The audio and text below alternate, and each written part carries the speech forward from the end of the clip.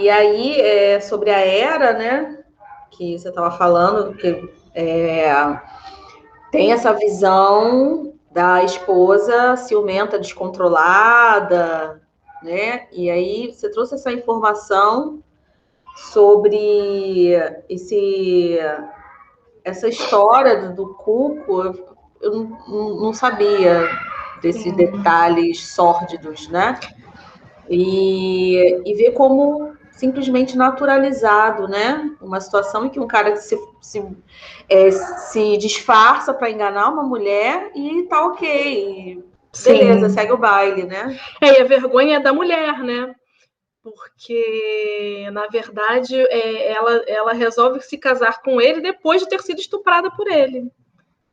Porque para ela, né? Tipo assim, não restou outra opção, Sim, né? que é o entendimento de muitas pessoas hoje, né? De que, né, coisa do estuprador para tentar.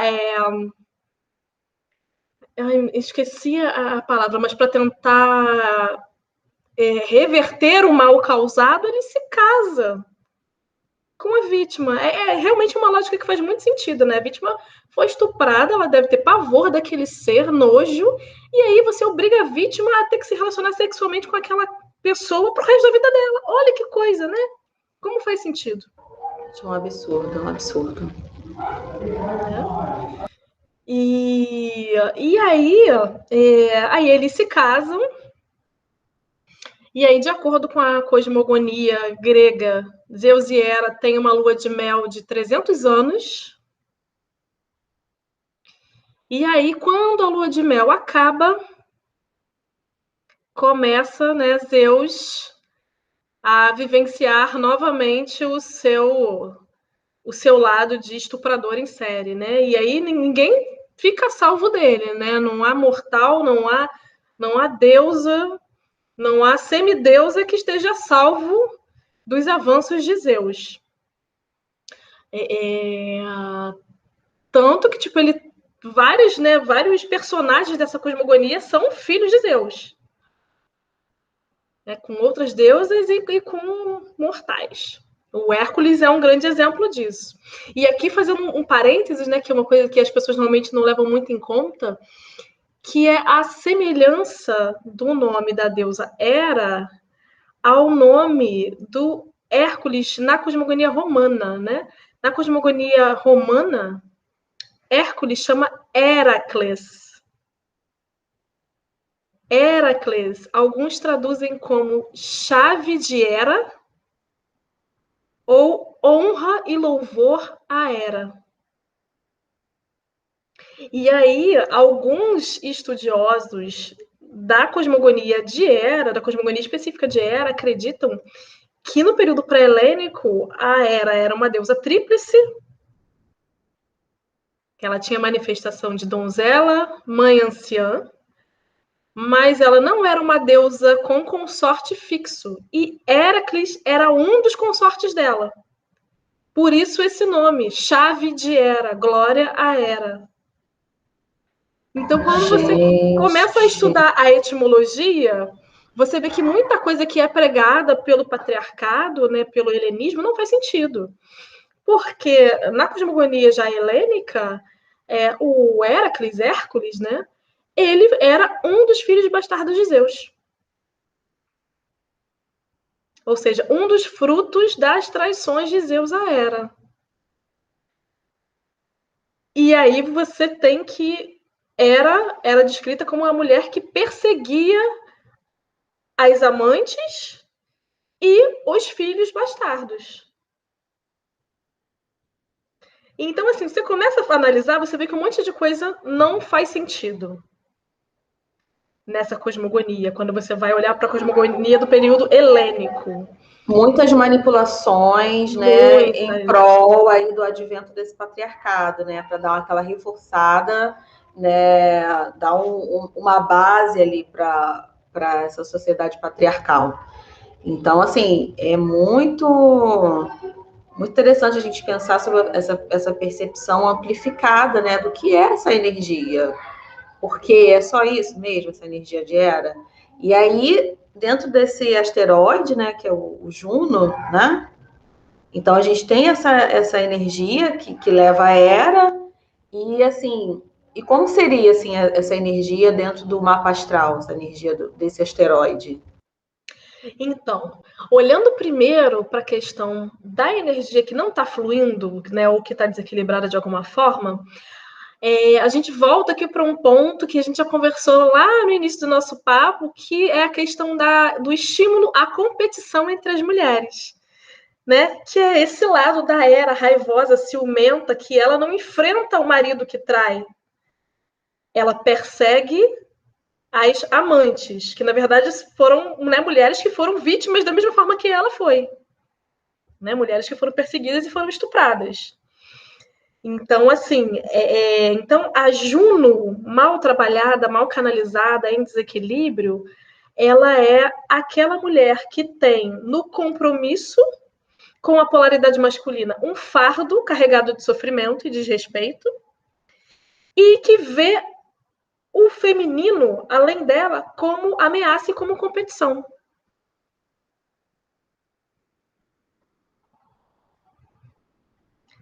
A Juno fluente, equilibrada, ela é a Juno que remete lá que ela era pré-helênica, que era uma deusa tríplice, que era donzela, mãe, anciã, e que ela escolhia quando ela ia se encontrar com o consorte dela. Ela escolhia o momento do ciclo dela em que ela ia se comprometer com o masculino. E esse compromisso era mantido dentro de uma perspectiva de integração, sacralização, equilíbrio e respeito naquele encontro. Diferente do que acontece na Juno não fluente, que você tem uma mulher que ela é castrada, porque o tempo inteiro, mesmo sofrendo todas essas traições, você não tem um único episódio na cosmogonia de Hera em que ela tenha traído Zeus. Não existe. Então ela se mantém ali castrada diante de um relacionamento que, além de a aviltar e desrespeitar, não traz a ela o retorno que ela espera. Então, isso gera uma frustração. E se a gente parar para olhar, esse é o modelo de muitos dos relacionamentos das sociedades ocidentais. Muitos, muitos, nossa, muitos. E é super, assim, é até que aceito, assim, o homem, ele é assim mesmo, a natureza dele, né, e tal. Mas aí, se a mulher, ela trair, nossa, aí Exatamente. já acabou Pode. pra ela, né? Não pode, porque tem que ser o modelo de esposa, que é esse modelo de esposa que é justamente essa Juno que não tá em equilíbrio com ela mesma. E, consequentemente, ela não estabelece o compromisso e o foco equilibrado com o outro. Né? Aí, voltando para a Vesta, enquanto a Vesta é o compromisso e o foco de mim comigo mesma, a Juno é o meu compromisso e o meu foco com relação ao outro, dentro de um relacionamento de troca, de equilíbrio, de igualdade, de paridade e de parceria. Se essa Juno estiver fluente, se ela estiver equilibrada. Que é uma coisa que, né, na nossa sociedade é raríssimo da gente encontrar. Uma mulher Juno que esteja vivenciando a faceta equilibrada da Juno. Normalmente, na maioria dos relacionamentos dentro do patriarcado, o que a gente vê é uma mulher Juno desequilibrada associada a um homem Júpiter também desequilibrado, né? Júpiter com seus excessos, né? Não é à toa que o excesso é uma característica associada a Júpiter. Então, aí a gente tem essa primeira, né, dicotomia, que é o compromisso e o foco comigo mesma e o compromisso e o foco com o outro. Então, eu e o outro, como eu me relaciono comigo mesma e como eu me relaciono com o outro. Então, é isso que esses dois primeiros asteroides vêm trazer quando a gente vai fazer uma análise de um mapa de uma determinada pessoa. Então, a gente olha pelo posicionamento dele, pelos aspectos de maior ou menor fluência com outros pontos do mapa, a gente já tem uma ideia de como que essa pessoa se relaciona consigo mesma e como que são os relacionamentos dela com o outro. Nossa, assim, muito interessante essa visão aí com esses asteroides. Eu nunca tinha ouvido falar, também não não sou especialista em astrologia, né? Mas porque a gente fala muito, né, dos planetas e tal, tem muito material disponível, enfim, as pessoas escrevendo e tal. E muito dá uma amplificada na percepção da coisa quando a gente pensa que foi, amor, na questão aí desses asteroides. E aí você falou que são 5, né? Na verdade, tem 5 asteroides e mais a Lilith, que não é um asteroide, né? Então aqui eu já falei de 2. Né? O próximo agora que eu vou abordar é a Ceres. A Ceres, ela, em grande medida, ela vem para complementar a simbologia lunar. Porque a Ceres, ela também faz uma forte referência à questão da mãe. Só que enquanto a Lua simboliza a mãe ideal, que é a mãe no seu sentido como nutridora emocional, a Ceres é a mãe real, é a mãe no seu sentido de nutridora e mantenedora no âmbito material. É a mãe que dá a estrutura. Né? E aí a gente precisa se remeter ao mito de Ceres, que também, aqui na cosmogonia romana, né, é Ceres, e na cosmogonia grega é a deusa Deméter. Então, a gente partindo para analisar a cosmogonia grega, como é que é o mito de Deméter? Né? Deméter, ela é irmã de Zeus, mas ela tem com Zeus uma filha, que é conhecida pela maioria das pessoas como Perséfone. E aí a vida dela é dedicada a essa filha. Né? Elas ficam juntas o tempo inteiro. E a Deméter cabia a responsabilidade de fazer tudo na terra florescer. Então, a Deméter era a energia feminina responsável por alimentar a terra e os filhos da terra.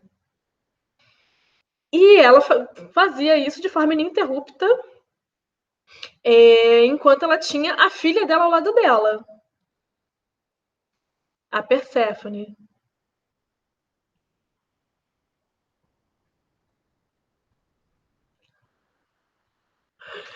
Então, assim, aí a Deméter conseguia fazer isso de forma ininterrupta, enquanto ela tinha ao lado dela. Gente, deixa eu só fazer um parêntese aqui. É porque eu tava tirando a vida aqui, aí eu tava fazendo assim.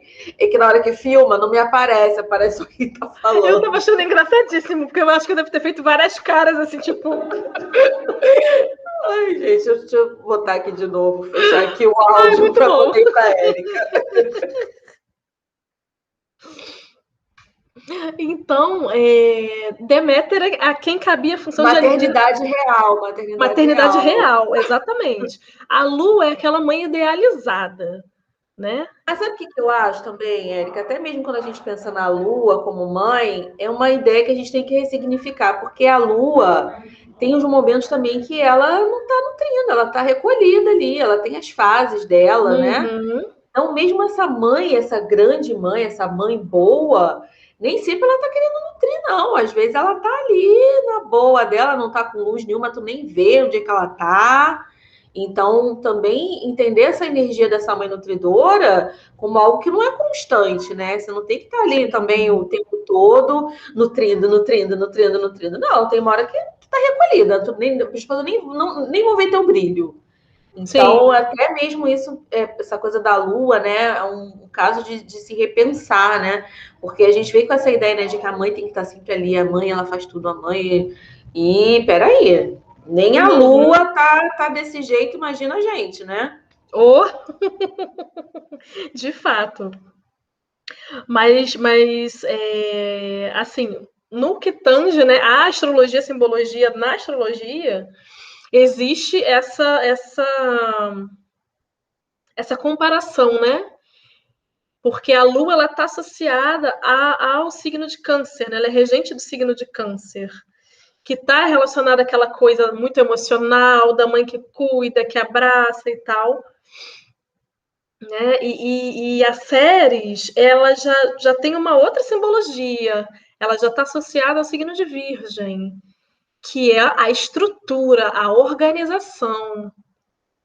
E é exatamente essa simbologia, né? Que é a mãe, que é a nutridora emocional, representada pela Lua, e a mãe, que é a nutridora de uma estrutura material consolidada que te permite sobreviver. Que é que te nutre no plano físico, que é a Ceres. E isso vem dessa mitologia de Deméter, né? Que Deméter era a deusa grega das colheitas. Né? Era ela que alimentava a terra, né? Todas as colheitas vinham dela, todos os frutos, tudo que germinava vinha de Deméter. E aí, o que acontece no mito de Deméter? Né? E a gente vai ver de novo, né, a questão da violência do patriarcado.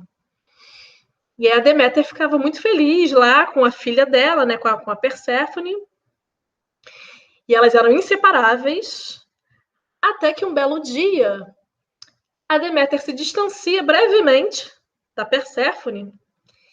Perséfone ainda era uma criança, era uma menina. E aí, diante de Perséfone, se abre uma fenda na terra. E dessa fenda emerge quem? Emerge Hades, o deus dos ínferos, que é o equivalente grego do Plutão romano. Então, emerge Hades, o deus dos ínferos, irmão de Zeus, né? E aí ele emerge na carruagem dele e ele sequestra Perséfone e leva a Perséfone para os ínferos para viver com ele. E aí Deméter entra em desespero, buscando a filha dela por todos os cantos do mundo, desesperada, tentando encontrar a filha, e não achava. Zeus fez a egípcia, Zeus era o pai de Perséfone, mas ele simplesmente fez a egípcia, né? E Deméter desesperada. Aí ela, então tá bom, então não vai mais nascer nada nesse planeta. Eu não vou mais nutrir esse planeta. E aí acabou a colheita, não nascia mais nada, não germinava mais nada, não brotava mais nada, não tinha mais alimento para nada que era vivo no planeta. Porque a terra secou, Deméter secou a terra. Eu quero a minha filha. Enquanto eu não tiver minha filha de volta, eu não vou mais nutrir a terra. E aí que Zeus realmente, né, depois, né, dos apelos, né, das pessoas que estavam sem nutrição, resolveu levantar a bunda da cadeira e fazer alguma coisa, né? Resolveu se coçar e ir lá cutucar lá o Hades e falar, pô, irmão, o que você está fazendo aí? Devolve a minha menina para Deméter, devolve a mulher, devolve a filha dela e tal. E aí, né, aí a Deméter é trazida de volta à superfície. Mas ela já era outra, né? Por quê? Porque no período que ela passou lá nos ínferos, ela consumiu um alimento. E existia uma premissa de que se você passasse um período no mundo dos mortos e você consumisse qualquer coisa do mundo dos mortos, você ficaria presa a esse mundo. E o alimento que a Perséfone consumiu nos ínferos é um alimento muito simbólico, que ela consumiu justamente 6 caroços de romã.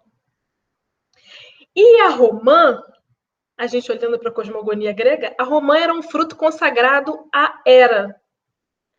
E era um fruto que tinha um simbolismo ligado ao vínculo do casamento.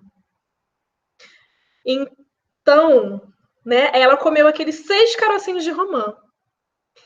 E aí ela não ia mais poder ficar indefinidamente junto com a Deméter. E então se chegou ao meio termo. Para cada carocinho de romã que a Perséfone consumiu nos ínferos, é um mês que ela vai precisar passar nos ínferos ao lado do marido, do Hades. Para os demais 6 meses do ano, ela pode passar com a Deméter.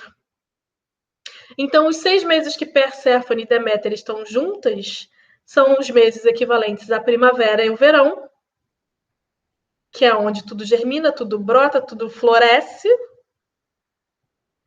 E os 6 meses em que Deméter passa nos ínferos ao lado do marido são os meses de outono e inverno, em que nada brota, em que tudo seca, tudo se congela e a vida não emerge.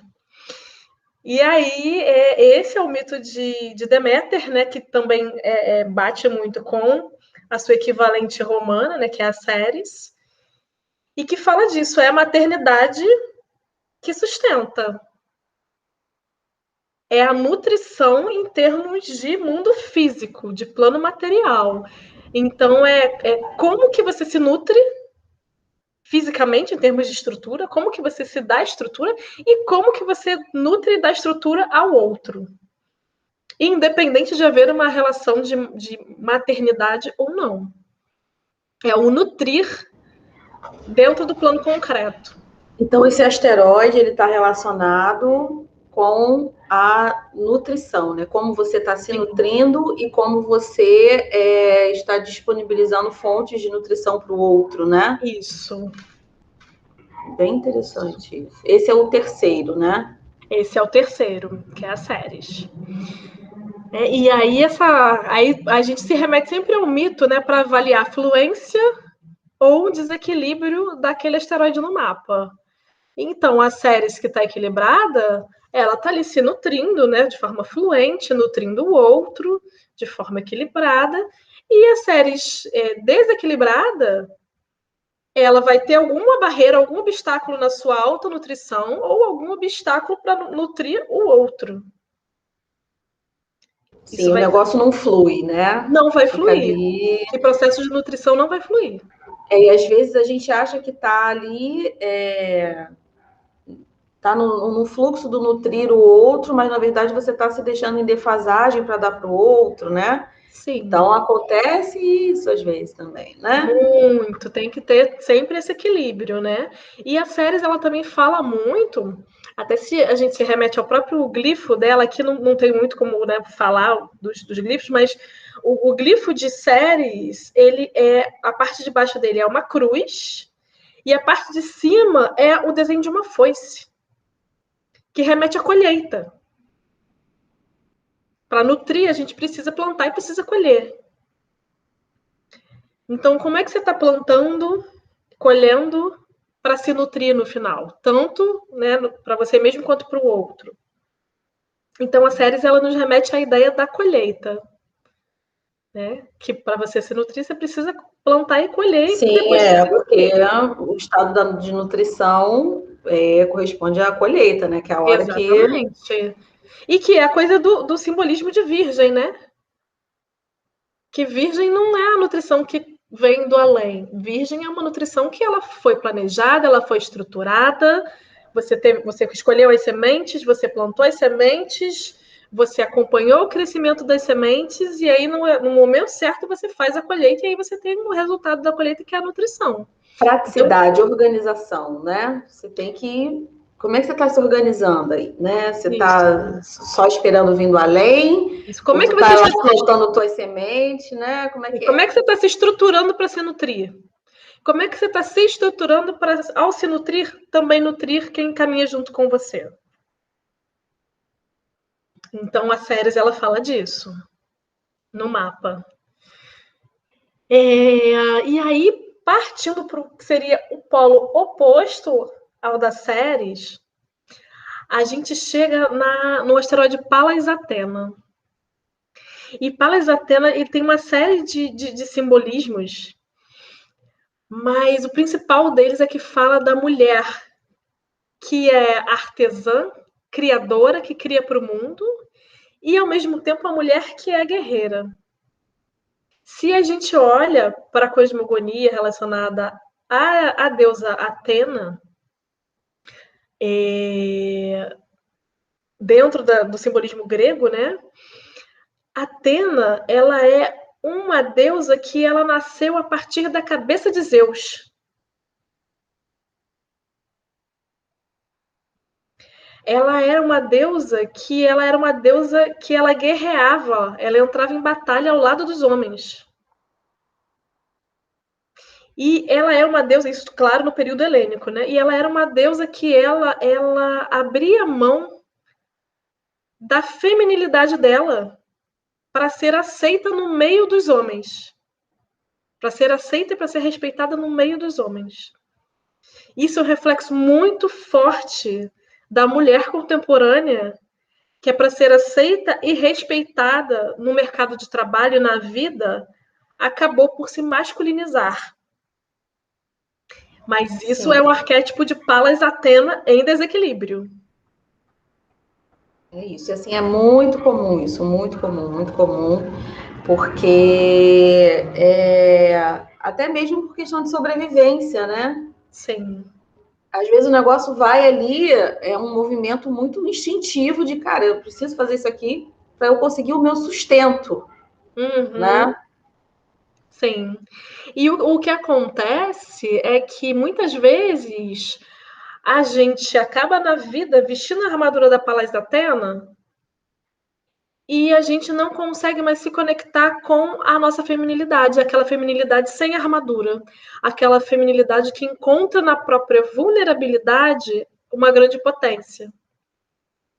É quando a gente bota a armadura da guerreira, né? E aí você é a guerreira. Então, Sim, a tua vida é guerrear, né? sim. Você não sabe mais viver de E outro jeito. exatamente. E aí cansa, né, gente? Tem uma hora que cansa Muito, ser guerreira, tem uma hora muito. que cansa, tem uma hora que o corpo já não dá mais conta de tanta guerra. Então a gente entra num estado de, às vezes, ficar ali numa fragilidade muito grande por não ter lidado com esses momentos em que a gente teria que ter olhado para a nossa vulnerabilidade de uma forma mais consciente. A gente simplesmente não vou olhar para isso porque eu sou guerreira, eu não posso olhar para isso, eu não tenho tempo, e nananã. Sim, E aí, quando você vê, você já está totalmente fragilizada porque você ficou guerreando. Então, aquilo ali é sim. igual uma guerra mesmo. Você está ali, e quando você vê, quando o fim da guerra, gente, como é que é? Somente para quem perde, né? Para quem perde, então a guerra. E normalmente a guerreira, deixa eu falar, a vitória nem sempre é certa. Exatamente. Essa vitória baseada em se abrir mão da energia feminina primordial, normalmente ela vem carregada de frustração.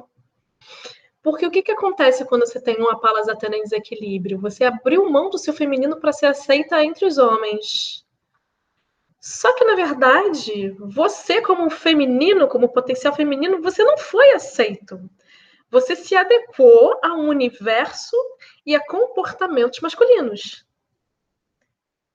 Então, a sua real natureza feminina primordial, ela não foi aceita. Você sufocou a sua natureza feminina primordial para poder conseguir fluir no universo de homens. Né? O arquétipo relacionado a Palas Atena é o arquétipo da provedora, mas aquela provedora que ela vai atrás, ela vai em busca daquilo que é necessário para prover. Né? E não só a si mesma, mas também todo um contexto, um grupo, uma comunidade, uma sociedade. Né? Então, é aquela que é o arquétipo da mulher que vai atrás daquela mulher executiva, que corre, que conquista. Esse é o arquétipo da Palas Atena. E um lado mais fluente da Palas Atena seria a mulher que permite se manifestar o seu espírito criativo. Que a deusa, a Palas Atena, na verdade, é uma junção simbólica de duas divindades, né? Tem Atena, que é a guerreira que nasceu do crânio rachado de Zeus, né? Que muitos falam, não, Atena nasceu da cabeça de Zeus, mas na verdade, né? Zeus tinha uma esposa que era a deusa Metis, que estava grávida da Atena. E haviam profetizado que ele seria sobrepujado por um dos filhos dele, que ele seria destronado. Assim como ele fez com o pai dele, né, com o antecessor, com o Cronos. E aí, o que ele faz? Ele devora Metis. Metis grávida, ele vai lá e ele engole Metis. Só que aí a Metis grávida lá foi devorada, mas ela continua lá dentro de boas. Tô aqui, continua lá tricotando normalmente e tal. Até que Metis dá a luz. E aí, quando Metis dá a luz, o Zeus começa a sentir uma dor de cabeça insuportável. Insuportável. Que ele fica desesperado, que ele não aguenta mais de tanta dor de cabeça. Até que ele pede que alguém venha em socorro dele, de que a dor de cabeça era tão forte, tão forte, tão forte, que ele pede para alguém dar uma machadada no crânio dele, para ver se a dor de cabeça passava. Quando dá uma machadada no crânio de Zeus, sai de lá já com armadura, com escudo, com lança, Atena. Gente, ela já saiu montada para a guerra. Já sai montada Também com pra essa guerra. história, né? A mãe foi suprimida pelo masculino. Isso. E aí ela não teve nem a oportunidade de nascer de uma mulher, né? Então já começa aí o desequilíbrio, né? Nesse feminino, desde antes dela nascer, né? Uhum. Então, realmente ela não teve referências, talvez, né, de feminina, etc, né? Então, é bem, bem forte essa história, né? Nossa, ele comeu a esposa. E outra coisa também que é bem simbólica é que é um nascimento que vem da cabeça. Ou seja, relacionada à razão, à lógica, à estratégia. Não tem espaço para emoção. Não tem espaço para intuição. Então é mais um símbolo que reforça a ocultação daquele feminino. Porque ela não somente nasceu de um homem, mas ela nasceu da cabeça de um homem. Sim. E é uma energia feminina totalmente ali estática, né? Sim. E a energia feminina, ela já requer fluidez. Sim. Então é uma energia que não tem intuição, não tem emoção, não tem instinto, porque nasceu da cabeça. Então é só razão, é só lógica e estratégia. Né? E, por outro lado, tem a Palas, que a Palas já traz uma outra característica, que ela era uma deusa relacionada ao artesanato e às artes manuais, a manifestação criativa do feminino no mundo. Então, você tem, né, nesse asteroide, né, o equilíbrio dessa energia dessas duas divindades. Né, que é você criar, você manifestar o seu espírito criativo no mundo, você ser provedora para o mundo, nutridora para o mundo, manifestando o espírito criativo do feminino, ou você ser uma nutridora para o mundo dentro de um modelo masculino e patriarcal, em que você é guiada única e exclusivamente pela lógica e pela razão. Porque aí, para a gente ter esse equilíbrio, né? Nem muito pelo lado racional, de que tudo tem que ser, né, quadradinho ali, e também não se deixar também muito pela ali a coisa da criação, a criação, que às vezes também a gente fica muito nessa da criar, e fica várias coisas no mundo das ideias, e se requer também, às vezes, essa energia de estratégia de criação. Sim. Ali, para trazer para cá e vamos colocar trazer para o plano material. Né? Então, é o equilíbrio que é o mais importante, né? Porque todas as energias, elas fazem parte, né? A gente precisa acessar esses lugares, né? Sim. E encontrar esse caminho do meio, né? Que não nos leve nem para um lado extremo, nem para o outro. Ih, travou novamente aqui para mim. Ah, agora voltou. Voltei. Então, mas é isso, assim. Então, essa que vai ser a diferença entre uma energia de Palas Atena fluindo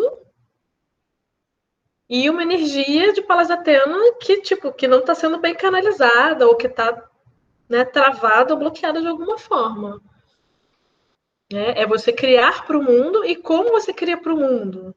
Você cria canalizando o teu feminino e a tua força como uma guerreira sem obliterar o teu feminino?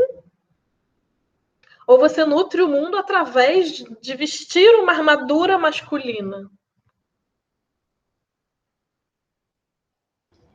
E negar o feminino, né? Isso. E a guerreira também, né? Ela tá num estado ali de tensão também, né? Tá sempre esperando que alguma coisa, uma hora vai dar ruim nesse negócio, né? Exatamente. Então, isso daí também pede essa energia feminina de chegar e fluir, né? Sim, porque ela usa uma armadura, né? Ela não flui. Ela não flui. Da armadura, né? Ela tá com uma armadura. Presa, né? E às vezes essas situações que a Erika tá trazendo, às vezes pode ser coisas muito simples, um ponto de vista. Você tá ali congelada, cheia de armadura no ponto de vista, não tá permitindo que essa energia flua para você olhar para um lugar que te dá mais possibilidades. Enfim, N situações, né? Esse Sim. É o quarto, né? Esse é o quarto asteroide. Agora o último para a gente fechar, porque daqui a pouco a gente vai fazer já, sei lá, 2 horas de live. E o último, que é um que, na verdade, eu ainda estou tendo alguns encontros com ela, né? E ela, na verdade, é o mais etéreo, assim, né? Da gente compreender. E eu ainda tô me entendendo com ela, que é a psique. Né? A psique, ela nos remete à nossa conexão com a nossa alma, a nossa conexão com quem a gente realmente é, a nossa conexão com a nossa essência. Né? E que, em última análise, vai nos possibilitar uma conexão genuína com o outro. E aí nesse momento, a gente se remete ao mito de Eros e Psique, né? Que eu não vou entrar aqui em muitos detalhes, porque é uma história bem, bem longa, né? Mas havia uma relação de inveja, né, entre Afrodite e Psique, porque Psique era muito bela, era uma mortal, mas era muito bela. E aí a Afrodite exige que a Psique seja dada em sacrifício a ela. E aí a Psique é colocada lá, amarrada e tal, e que você dá em sacrifício lá por um monstro lá horrendo. E aí, para poder, né, colocar a cereja no topo do bolo, a Afrodite ainda chega, né, pro Eros e pede a Eros, que era seu filho e amante, né, e pede a Eros que dê a flecha do Cupido na Psique no momento em que o monstro, né, chegar para devorá-la, para que ela se apaixone perdidamente pelo monstro. E aí Eros, né, assim vai, né, ele chega lá e tal, e aí quando ele chega, ele põe os olhos em Psique, ele fica tão inebriado com a beleza dela que ele se espeta com uma das próprias flechas e se apaixona perdidamente por ela. E aí ele vai lá e salva a Psique e aí começa a manter um relacionamento com a Psique, mas sob uma condição. A Psique não poderia ver o rosto dele.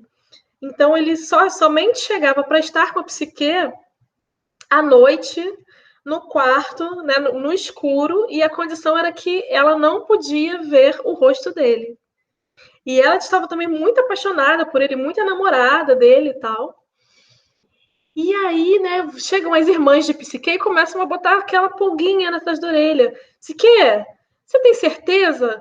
Olha, você pode estar se relacionando com um monstro, né? Que a Psique falava que ele era tão maravilhoso, que ele era tão atencioso, tão carinhoso, que ela nunca imaginou que fosse possível, né? E aí as irmãs começam a botar caraminhola na cabeça da Psique. Você tem certeza? Olha, ele é um monstro, ele deve ser horrível, ele deve ser velho, ele deve ser feio, nananana. E aí a Psique, instigada pelas irmãs, pela inveja das irmãs, ela resolve, numa das noites em que o Eros chega para estar com ela, enquanto ele está dormindo, ela resolve pegar uma lanterna, né? Para poder ver quem era aquele amante maravilhoso com que ela estava dividindo as noites, mas que ela nunca tinha visto o rosto. E aí, quando ela coloca a luz da lanterna no rosto dele, ela vê quem é, e ela fica inebriada com ele, assim, que era uma perfeição, né? Ela fica tão inebriada, que ela deixa pingar cera nele. E aí ele acorda. E aí percebe que ela tinha quebrado a única regra que ele tinha colocado para ela. E aí ele vai embora. Vai embora e abandona a Psique. E aí Psique entra em desespero. E aí, meio ao desespero dela, a sogrinha, né, Afrodite, impõe a ela algo que pode ser perfeitamente comparado a uma jornada da heroína, mas impõe a ela 4 tarefas que ela precisa cumprir para que ela tenha alguma chance de recuperar o Eros. E aí ela vai cumprindo cada uma dessas tarefas, né? Em quase todas as tarefas ela se permite se entregar ao desespero e ela fica tipo, eu não vou conseguir fazer isso. E de alguma forma o universo disponibiliza para ela elementos que conseguem ajudá-la a concluir cada tarefa. Até que quando chega na última tarefa, e aí que ela está cumprindo a tarefa, que é a tarefa que ela já está num nível de empoderamento maior, e aí ela recebe uma única recomendação de Afrodite, que era, ao recuperar, né, uma caixa, que ela tinha que descer aos ínferos, né, ao Hades, e recuperar uma caixa que, segundo a Afrodite falava para ela, era uma caixa que tinha um unguento de beleza que a Afrodite queria para poder utilizar. E a única condição que a Afrodite deu a ela é que ela não poderia jamais, em hipótese alguma, abrir aquela caixa. E aí ela vai, né, vence toda a jornada, e quando chega no final da última tarefa, ela pega a caixa. E quando ela tá voltando, bate a curiosidade. E aí ela abre a caixa. Quando ela abre a caixa, ela libera o sono da morte. E aí ela cai morta, fulminada. E aí, ao saber disso, Eros fica... A curiosidade é o grande tchan aí da psique, né? Sim.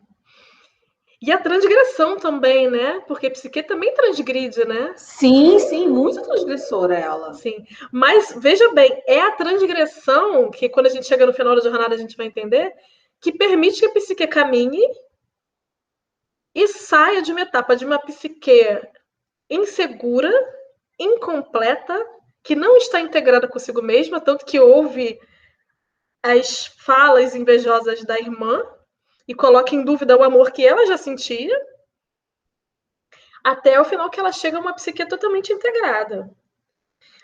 E aí, nesse ponto que ela abre, né, a caixa e ela libera o sono da morte e ela cai fulminada, porque ela pensa, se esse unguento de beleza é bom para Afrodite, por que não vai ser para mim? Né? E aí ela abre a caixa e encara o sono da morte e cai fulminada. E aí Eros fica sabendo, entra em desespero e vai em socorro dela. E aí, quando o Eros chega, né, ele consegue resgatar a amada dele, consegue reviver a Psique, e aí ele leva a Psique até o Olimpo, e Psique é elevada ao status de deusa. E se reconcilia com Afrodite. Então, assim, isso mostra toda a trajetória da jornada da heroína. Gente, e a integração da psique humana. Ona chegou no final de deusa do Olimpo, meu bem. Sim. E é isso, né? Ela foi naquela de... Cara, né? Amo e tudo, mas acho que é melhor olhar para a cara dele, né? Sim. Dá uma olhadinha para ver por que eu tô me relacionando aí, né? Então, assim, vem nesse lugar também de simplesmente não aceitar aquilo ali. Tá bom, mas espera aí. Ela ouviu, né? As irmãs, enfim, teve essa influência. Mas será que realmente o que eu tô achando que é bom para mim? Sim. Ela, na verdade, ela duvidou do que ela estava sentindo. Ela duvidou da própria alma dela. Porque ela ainda não se encontrava em estágio de integração. E aí ela passa por toda essa jornada, porque em cada ponto da jornada ela vai se encontrando com um elemento, um dos 4 elementos, né? Terra, fogo, água e ar. E ela vai tendo aprendizados e ela vai aos poucos se integrando. Até que ela se reencontra com Eros, que Eros simboliza a conexão. Então, através da integração da própria alma, do próprio ser, da própria psique, é possível estabelecer uma conexão consigo mesmo e com os demais. E é tal coisa, né? Se ela não tivesse transgredido, ela não ia chegar ao ponto de ser deusa do Olimpo. Ela ia ficar eternamente se relacionando no escuro, ou seja, não ia ter essa integração, né? Sim. Ela ia estar sempre em dúvida, ia estar sempre, tipo, que rolê é esse? O que eu estou fazendo aqui, né? Mesmo ali, né, tendo sentimento e tudo, é algo que é bem interessante, né? Para a gente pensar nisso. E dentro da astrologia, do mapa astral, como é que vem essa energia da psique do asteroide? O asteroide Psique, ele fala de que forma se manifesta a sua alma. De que forma você canaliza a sua alma nos diversos âmbitos da sua vida. Onde que a sua alma está? Onde que a sua alma se integra? Ou onde que a sua alma não está integrada, né, se houver aspectos desarmônicos nesse mapa. E uma coisa que é importante destacar também é que, como resultado da união entre Eros e Psique, eles têm 2 filhos, Prazer e Volúpia. Gente, que coisa linda, né? Porque onde você coloca a sua alma, onde a sua alma está integrada, você se conecta, colhe, né? Aí, ó, e te traz e a volúpia. O prazer e a volúpia. Muito interessante isso, muito interessante. E aí, dentro da astrologia, né? A gente olhar, assim, eu me lembro muito você falando, né, onde está a sua alma, com um termo que a gente usa dentro do yoga, que é o Dharma, que é o caminho do seu coração. Onde é que está o teu coração ali? O caminho do teu coração, qual é? É isso aí. E quando você está em desalinho com o caminho do seu coração, você não tem prazer. Você não encontra esse estado de onde você está se sentindo feliz, né? Por exemplo, você tem que trabalhar todos os dias, 8 horas por dia, um trabalho que não te dá o mínimo de prazer. Isso é um desalinho, né? Da tua alma ali, o caminho do coração, você está desviada total, né? Total. E então, acho que essa energia é bem interessante para a gente pensar, né? Que isso vale para tudo, né? Relacionamento, acho que é nessa pegada, né? Sim. Tô com a alma, tô com o coração aqui, enfim. Nossa, muito interessante essa coisa dos asteroides, né? Pensar sobre essa perspectiva, trazendo as histórias, né? Porque as histórias acabam deixando tudo muito mais inteligível, né? Acho que e é justamente por isso que as histórias foram escritas, né? Enfim, né? E passadas, né? Para poder fazer a coisa ser entendida. Mas, assim, e a ideia é que, como a gente vem com essa coisa do ocidental e cristão, no caso, né, de olhar como um mito, a gente entende como aquilo ali foi uma história que está acontecendo de uma forma externa àquelas pessoas que escreveram, né? E muitas das vezes o que as pessoas estão relatando ali são processos internos. São símbolos, são processos totalmente simbólicos, totalmente arquetípicos. Né? Então gente, o arquétipo. Vem daí o arquétipo. Eu tô assim, gente, porque tem uns mosquitos voando aqui, tá? Não é nada, não. Assim, tipo, por que essa doida toda hora levanta esse braço? Mas assim, é muito forte, né? E a gente perceber, ter esse olhar, porque te dá muitos recursos de expansão. Você expandir. Sim. Expansão da consciência. E uma coisa que é importante destacar sobre esses asteroides é porque a órbita deles ela fica situada ali entre a órbita de Marte, que é o último planeta considerado como planeta pessoal, e a órbita de Júpiter, que é o primeiro planeta considerado transpessoal, ou seja, essas energias femininas, elas permitem uma evolução do indivíduo para o coletivo. Você precisa passar por elas para evoluir do indivíduo para o coletivo.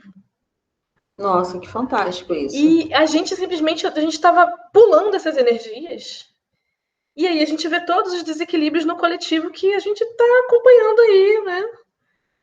Super, Acontecendo no super, mundo. super. Então, assim, é algo que vai também muito daquela coisa, né? De você olhar ali o seu interior para conseguir refletir no seu exterior, né, no coletivo. Essa transformação coletiva, ela primeiro tem que passar nesse plano do individual, porque Sim. senão fica vazia, uma coisa que não se sustenta, né? A pessoa fica, muito vamos fazer, vamos acontecer e queremos um mundo melhor, mas a pessoa ali na vida pessoal dela, individual, é um baita de um canalha, não tá nem aí para ninguém falando de coletividade. Então, assim, é aquela, cara, tem que fazer, a revolução tem que ser interna Sim. e para a parada também acontecer coletivamente. E da mesma forma, né, quando não há esse caminho, né, quando não acontece, então o externo também reflete a mesma porcaria que está dentro, vai para fora, né? Sim, porque quando você deixa de considerar esses aspectos dessas energias femininas, você simplesmente está pulando a etapa de transição, né? Porque todo desenvolvimento, ele não é abrupto, ele é gradativo. E esses asteroides, eles fazem justamente essa transição de Marte para Júpiter. Então, simplesmente quando você passa por cima deles, você passa batido deles, você não tá sendo permitido você transicionar. Perde a fluidez, né, da Perde a coisa ali. fluidez.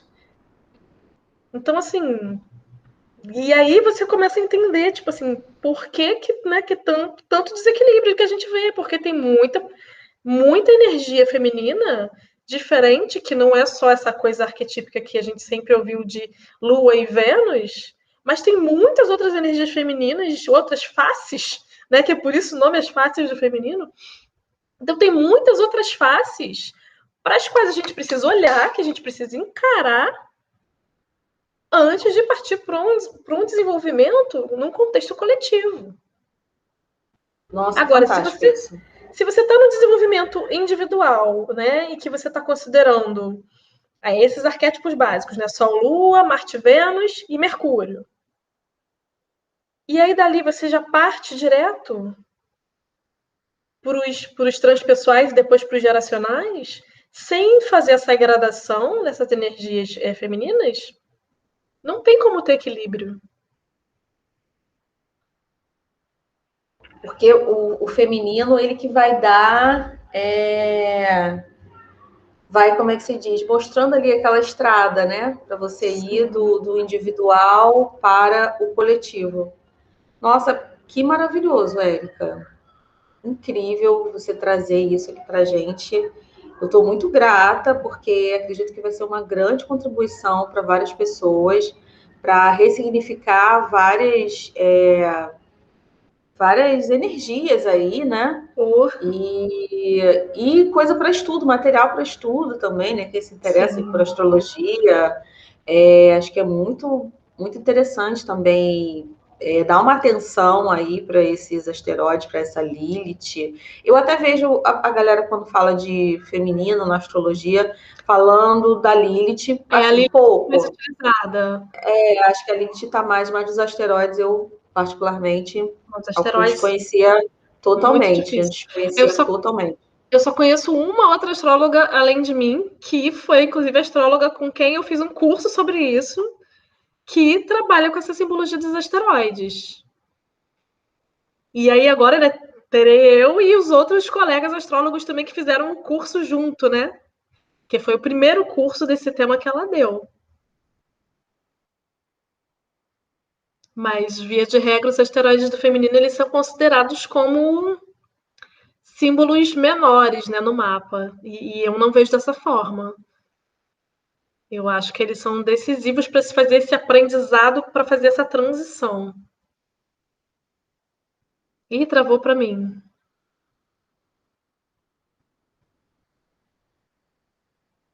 Caramba, travou de vez agora.